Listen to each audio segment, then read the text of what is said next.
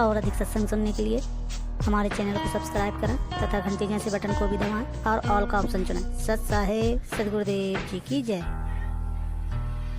तो यहाँ परमात्मा कहते हैं कि हमने अपने ज्ञान विषय को आधार रखे, ये नहीं कि भी जैसे आपने शादी करवा ली, बाल बच्चे हैं, अपना परमात्मा ने जो हमें मर्यादा बताई है कि फिर अपने मन को कंट्रोल करके अपनी नेक नीति से रहिए। और दूसरा बात कहते हैं कि ठीक है, जब आपको ज्ञान हो जाएगा, आपको ये पता लग जाएगा कि ये तो असंग जन्म हो गए, हमने यही क्रियाएं करते को, और जब तक यहाँ से छुटकारा नहीं होगा तब तक बात बने को नहीं। जब हमारी आत्मा जाग जाएगी फिर हमने कोई किसी साधना की आवश्यकता नहीं पड़ेगी, अपने आप मन हट जाएगा दुराचारों से। आपको स्वप्न में भी वो बात याद नहीं आएगी, ऐसी स्थिति बन जाएगी इस जीव की।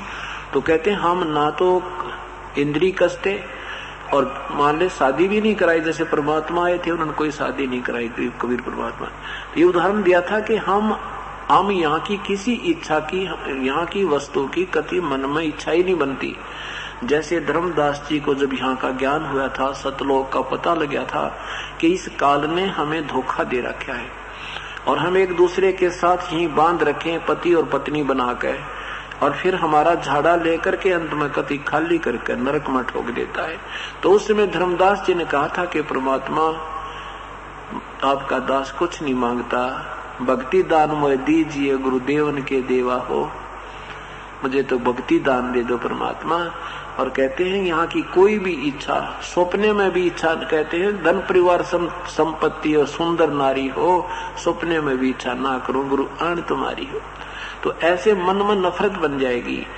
जैसे कहते हैं जैसे कर का जहर का मन बोरा, जैसे कर का जहर का रंग होरी हो, कहो कौन तिस खावे राम रंग होरी हो।